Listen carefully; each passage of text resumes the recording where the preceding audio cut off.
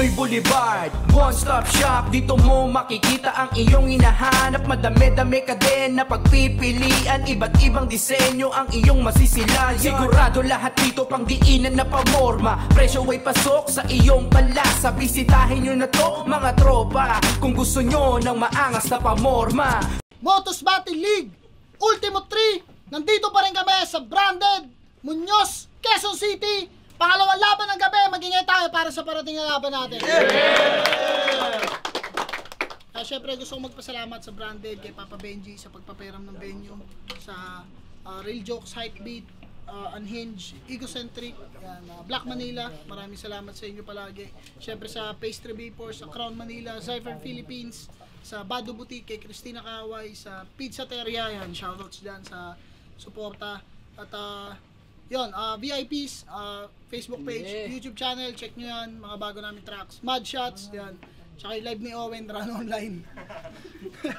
Portahan nyo, monthly yan. Ayun. Eto, laban to sa kanan, nanggaling pa ng Pasay, mag-ingay para kay It's.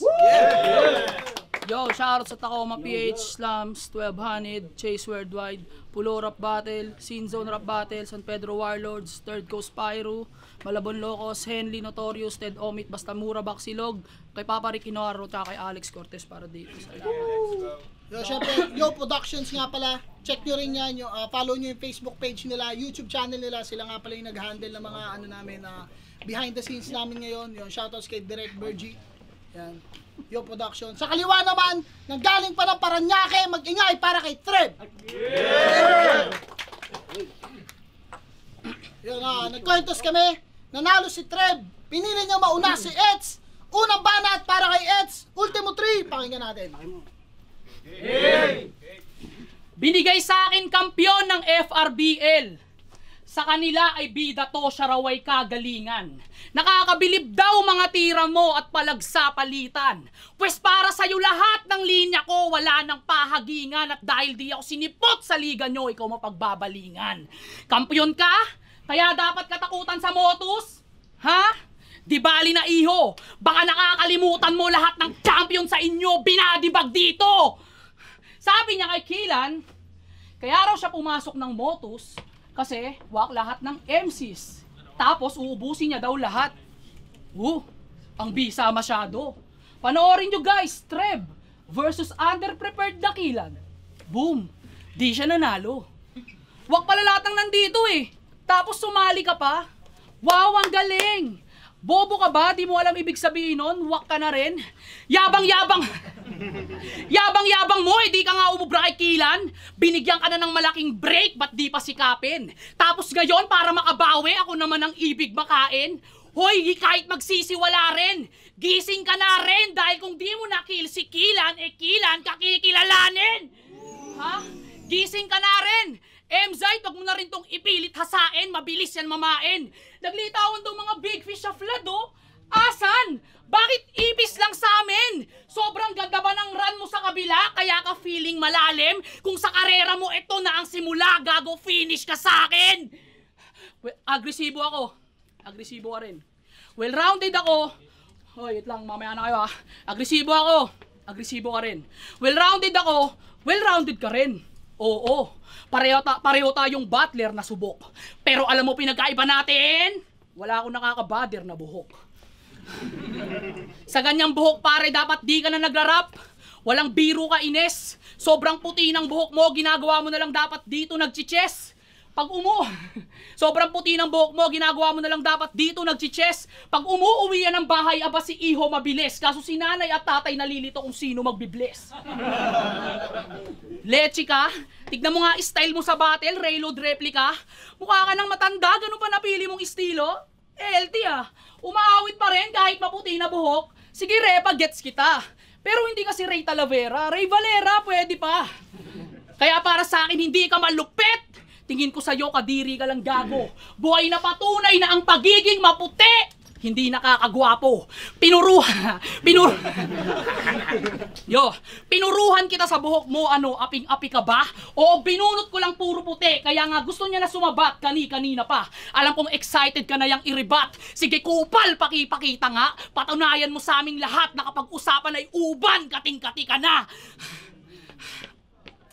Wala akong pakitanga kung ikaw ay todo gumaling. Kahit wala tayo sa motos ngayon, gago no hold bars mamen. Kung matalino ka talaga, hindi ka dapat solo dumating dahil ang branded ay bahay ng pulo kaya home court ko pa rin. Di mo magugustuhan tong tagpo. Kung ayaw mong mabayas, takbo. Huwag ka na magulat-gulat sa ganto. Dahil binulungan to ng mga staff ni Papa Benji na mag-usap-usap pag rounds mo. Check na natin yung sale ah. Yung sale. Game! Galing! Bago ako magsimula mga boss, gusto lang kita i-congrats kasi pinag-groom ka ni Diyos. Game?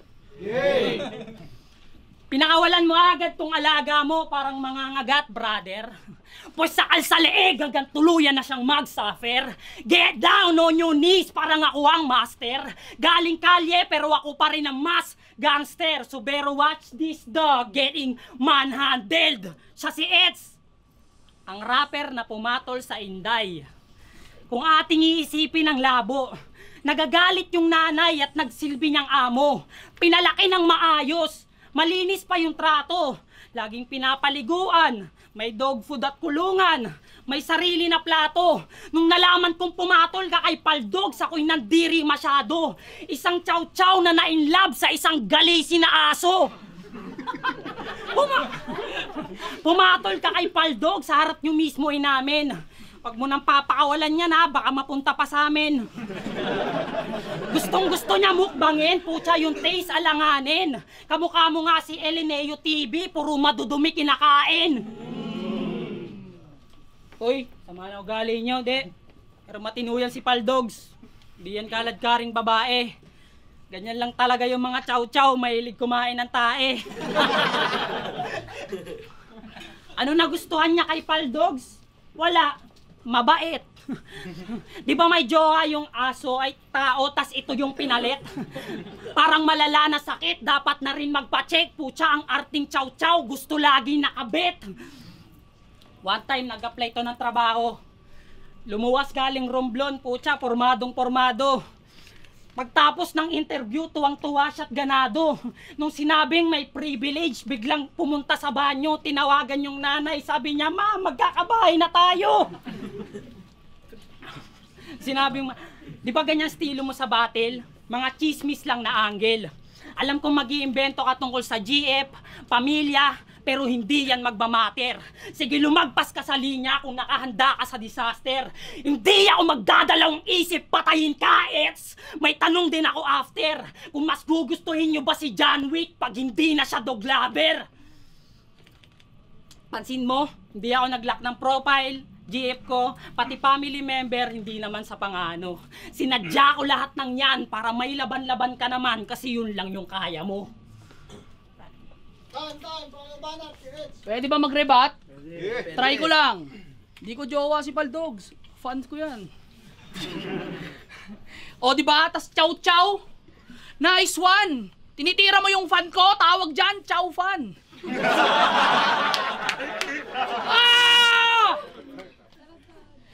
Yo! Laban niya kay Blizzard. Winner play niya yung Indian. Sa Indian, mananalo! Hoy! Indian? Parang familiar sa akin yung line na to. Siguro yung Indian mo nakatira sa Saudi Arabia, no? Shit to! Ganun ka kabobo maghain ng intro? Kung pinanganak ka sa India, alam mo, tatawagin kang Indio! Bobo? Meron pa ulit yun, sabi niya kay Blizzard. Eh ano kung di ako dumadayo? Maangas ka niyan? Gusto mong bumaba ako? Para saan? Eh! Angas ng tira mo no? Transport strike? Paano ka nagkampiyon sa bakbakan? Katangahan mo nakakalat. All 3 rounds pa nakuha mo, bumalik yung gigil ko, salamat. Yung wordplay mo sa jeep, hirap ako na mapatawad. Kung lumusot ka kay Blizzard sa 1, 2, 3, pes ngayon ka magbabayad. Pag may event na paparating sa battle rap, matik elibs agad pag ets.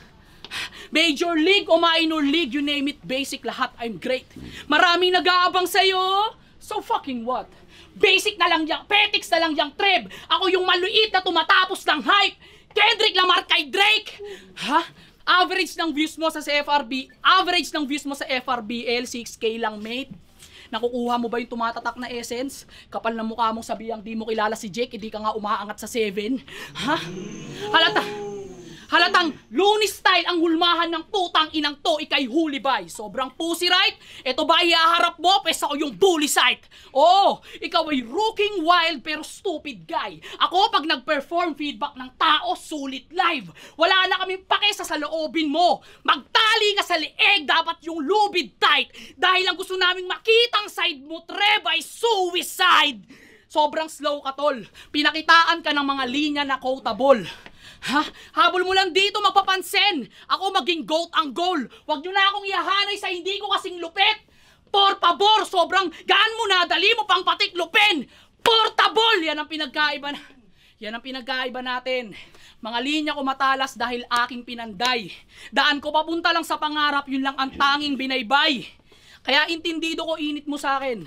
Alam ko, ayaw mo lang magpakita ng battle na laylay. Kasi gusto mong mapansin ka sa eksena dahil kumukuha na ulit ng rapper si Ai. Uli ay. Bobo ka. Time, lang round 2 eh. De, joke lang. Manonood ako sa ahon, paano tako mamagkampiyon? Damn. Ayun. Kangkong. Deserve. Mayabang kasi kayo eh, no? Mga kupal. De, joke lang. Di na para pumatol. Alam nyo ba mas malala doon? Ang nag-champion, yung kamukha niyang si Atoms. Alam mo yung mas masakit? Hindi kasi nipot ni Chanel. Yun yung masakit, mas masakit. Hindi nakapunta kasi may sakit. Anong pakiramdam na yung kalaban mo may nararamdaman tas hindi nagparamdam?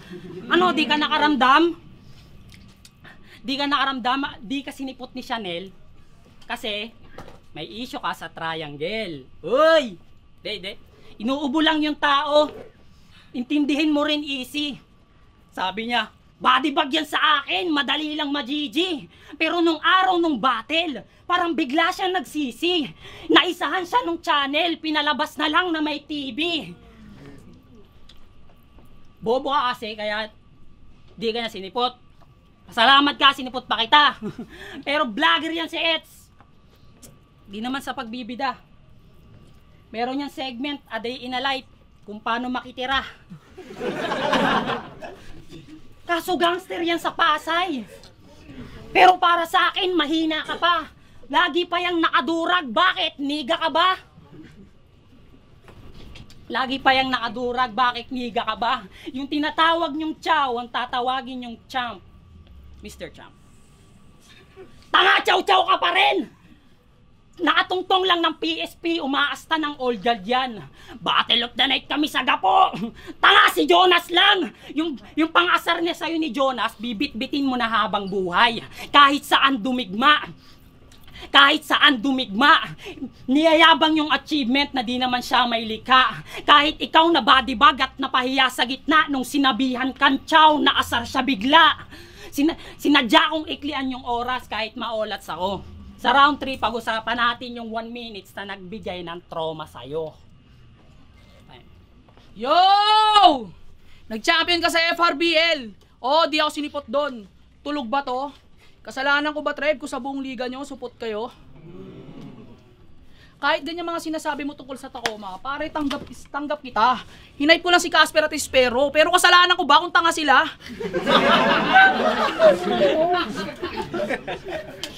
Round 3! Yo! De, alam mo ba? Namiss kita. Kasi hantungan 4 pa huling kita namin. Grabe nung live to Pogi. Bago ako mag round 3, gusto lang kita kamustahin. Long time no Yossi. Game? Game. Balita ako, nagpa-part-time ka sa palengke ah. Bossing, kamusta ang gulay-gulay? Kung si Malupiton kapag nababad trip, palaging sinasabi, kupal ka ba boss? Etong si Trev, palagi ring bad trip kapag matumal labanos. De, pero binibenta niya ngayon, damit na pro club na, palakpakan! Kaso dalawa lang yung bumili. Kaya si Gago, di mo sasabihing may isip. Binibenta mo, pro club na, di ka man lang makaisip ng gimmick. Alam ko, balang araw makakaraos ka rin sa negosyo mo. Kasi people can change. Pero sa ngayon, habang di pa asensado, pare feel all the pain. Pati pag nenegosyo mo, ina-apply mo sa pagbabattle, pwede. Kaso need mo ng brain. Di yung mga linyahan mo rito parang pro club mong tinda dahil simple and plain. Eto seryoso lang. Paano ka makakasampa sa flip top ha? Baliw ka na. Magpaparinig ka ng rounds mo. Gusto mo kaya nigma pa? After hantungan, piniem yan ni Boss Arik. Treb, kung sakaling magkaka 1 minutes, game ka ba? Ang bilis niya mag-reply, sabi niya yun. Ayun na nga, salamat. Hindi pa binibigay yung kalaban, si Gago nag-request, boss. Pakusganay na agad. Saludo sa mataas mong pangarap sa battle rap at sa paglalaban mo ng karir. Balang araw kapag tinuloy-tuloy mo yan, makakalaban mo si Kahir. Ako, may iilan akong laban na nag-choke. Pero inagapan ko agad dahil nakakahiya sa Pasay at sa dinadala ko na nayon. Ikaw lahat ng laban mo may choke, pilit na wordplay, tapos nakapag-champion, gago malala yun. Kung wala ka ng gana sa yung passion, yung flip-top dreams hindi nasasang-ayon. Kung dito pa lang sa underground consistent ka nang nagkakalat, paano pa kaya doon? 1 minute? Sige, pag-usapan. Yan ang ina mo Alam nyo ba, nung nag-PM sa amin si Sir Arik nun, nasaga po kami ng kakampi ko, dumidigma. Oo, sugatan pa bobo. Mas malakas ba material niya kaysa sa akin sa gabing yon o sinuwerte lang siya sa performance ni Pamoso? Alin doon? Pero imbis magmukmuk, lumaban pa ako sa pulo. Bumalik sa motos para tumindi pa iho. Habang wala pang binibigay sa flip top, mananatiling nakatayo, hindi ako hihinto na ulitin yan mismo. Pinagbabasa ko sa Reddit, sa comment, yung iba gumawa na ng dummy account para bulihin na rin to. Kaya panisto sa akin sa tingin ko. Dahil kung wala ka pa sa big stage, tas naranasan mo lahat yung malamang tumigil ka rito. Porkit ba lumalaban sa ibang liga, tingin mo, ubos na skill? Ulul, mag-construction worker ka na lang para you know the drill. Di ko hinahamak mga manggagawa natin. Na kung magsipag, walang kupas. Sadyang binala lang kita sa drill para makahanap ng butas, drill. Butas, chill. Matik na yan! Di na dapat itanong pa ang stupid. Dahil ang nakasanayan ko na drill ay ibaon ka ng paulit-ulit. Mundo ko to boy! Mali ka ng patimpalak na sinasalihan. Sibak ka insan, balik ka na sa iyong pinanggalingan. Marami nag-aabang sa'yo sa pedestal. Fuck that! Mali kayo ng pinapanigan. At kung tingin mo sa laban na to warm up, tama, kasi di man lang ako pinagpapawisan. Pawis ka na nga, tanga ka. Asin mo na. Ang lupit pa ng get up. You know the drill. 4-man set up. Lupit mo tol Anong feeling, Eds? Habang sila Casper nasa ahon, ikaw sa bahay nyo nakahiga. Anong feeling na napag-iiwanan ka na, putya, di na nahiya? Nakapag 1 minutes, nakatrial din doon sa kabila. Sila hayay sa flip top habang siya umaasa pa rin makaisa. Rap na rap ka, tas sa batch 2, ikaw lang yung natira. Sila nasa big stage na at naramdaman niya inggit. Wala ka nang magagawa, dumikit man sumipsip. Lahat ng yung dinibdib, si Arik, di ka rin bit. Bukod tanging chow-chow na inayawan ng incheck. Ganyan napapala ng tao pag sabik sa pera. Hindi man lang nakapag second sight kahit pabuelta. Mga kabatch niya nasa flip top na. Ano sakit ba repa? Puwera kay Eds, kaya ayun siya yung na-Eds sa puwera. Puwera kay Eds, kaya ayun, nagsisi ka ba tol? PSP pa more. Ang malala, wala na rin, pati PSP ngayong taon. Bobo ka kasi. Ang malala, wala na rin pati PSP ngayong taon. Tanggal ka na sa 2 liga, mapa PSP at flip top. Mga opportunity sinayang, wala man lang kaingat-ingat. Sumali rin niya ng 1-up. Talagang nagsusumikap. Naghahabol sa titulong, nakuha ko ng walang kahirap-hirap. Nagchat yan sa GC ng Tacoma bago sumali ng PSP. Sabi niya, baka meron akong pwedeng maka-2 for 2 kung sinong willing, G. Sabi ni Casper, manahimik ka dyan, Eds. DPD. Manahimik ka dyan, Eds. DPD. Solid daw ka nilang samahan, malabo nyong madismantle. Ewan ko pa kung ma-handle, mga nasilip kong angle. Marami kang kaibigan, maraming tropa sa battle. O ba't nung PSP gapo, wala kang takomang katandem? Di na panindigan yung image kung kani-kaninong boss pa rumakit. Atheist, pero nung walang-wala na siya, sa Diyos na lumapit. Kaso pinagpalit din siya. Yung tadhana, ginawa kang tanga. Diyos na nga lang kakampi mo sa lahat ng bagay, iniwanan ka pa. Diyos na nga lang kakampi mo sa lahat ng bagay, iniwanan ka pa. Bilang baguhan, naghahanap pa ako ng bagong style. Yan ang paawa nitong cool kid. Panay pandadamay ka lang naman, anong espesyal doon, di ba useless? Binibaby ka masyado, sa motos na spoon fed. Tama lang na nakikitira ka as you got no room for improvement.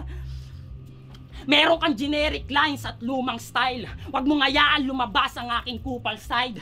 Between you and I say you must die. Parang Lebron James 2009. Kasaga, no regards for human life. Nagkampiyon sa mga liga sa unang try. Labanan nyo ako sa tournament at pakiusap site. Hindi ko pa kayong premyo para to sa next kong kadwelo. At sa first round ng pedestal, ilabas nyo agad yung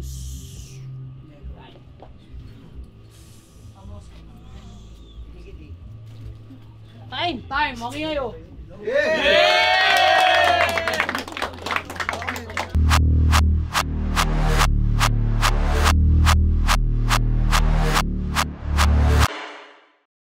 Yo! Motos Battle League Ultimo 3. Kung nagustuhan nyo, mag-ingay pa kayo isang beses. Siyempre gusto kong magpasalamat sa Branded sa pagpaperang palagi ng venue, kay Papa Benji, sa Soto Unhinged, siyempre sa 100% Yo Production, maraming salamat. Pero ang boto ng hurado, 2-1. Mag-ingay para kay Eds. Shoutouts kay Dre. Pedestal 4 tournament, abangan nyo. Sige, shoutout kay Trev. Salamat sa ano na yan.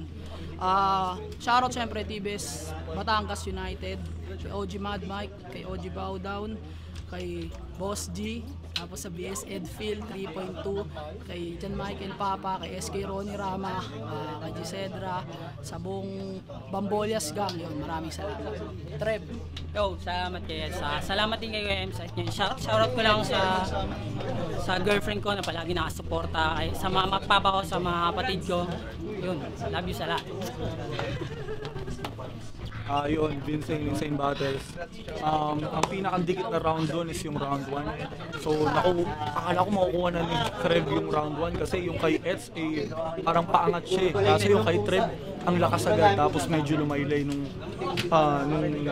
latter part ng round 1 niya. And then, round 2, kita naman na kay Eds yun. Tapos yung round 3 naman, masasabi ko na mas nangibabaw yung mga punto ni Eds kumpara dun sa mga punchline ni Trev na hindi naman sa pag-ano medyo matagal din dumating. Pero props dun sa puwera lang si Eds at saka Eds sa puwera na wordplay ni Trev, tanga ng galing yun. 2-1 Eds. Don Rafael, ako yung isang bumoto kay Trev. Round 1, binigay ko kay Trev kasi round 1 yung maganda yung pinakita ni Eds, classic na Eds yun. Round 1 yung unang pinakamalakas na punchline ni Trev, tumama kay Paldogs. Pero regardless, nagamit niya yung hype nung punchline na yun para maibawi yung round 1 niya. So round 1 kay Trev, round 2 kay Eds, walang discussion, yun ang pinakamalakas na round ni Eds. And malakas talaga yung round na yun, definitely. Then round 3, sobrang dikit. Si Trev may 1-2 punch, si Eds medyo matagal, hindi naman sa tumagal. Nagsunod-sunod lang yung ilang 4 bars niya, tapos recency bias si Trev since siya yung huling bumanat. And as a personal reference, ang lakas nung Lebron James, no regard for human life, nostalgic nung dating nun sa akin, yun ang nag-make na iboto ko si Trev. Plus yung recency bias niya pa rin talaga. 2-1 Trev, pero dikit. Congrats kayo. Yo Pamoso, binoto ko sa battle na yon si Eds. Round 1, binigay ko ng tabla. Feeling ko naman, parehas lang sila ng quality ng sulat. Pero mas nakitaan ko lang din talaga ng linis si Eds at saka mas may conviction siya. Yun yung napagbasihan ko doon. Magaganda sana yung mga sulat ni Trev, mga angles niya. Pero si Eds kasi consistent from round 1 to round 3. Para sa akin, pinakamalakas nilang round ay yung round 3. Kasi parehas nagsalpuan ng punto doon, pero mas malinis lang talaga na i-present ni Eds yung kanya. Pero props pa rin kay Trev.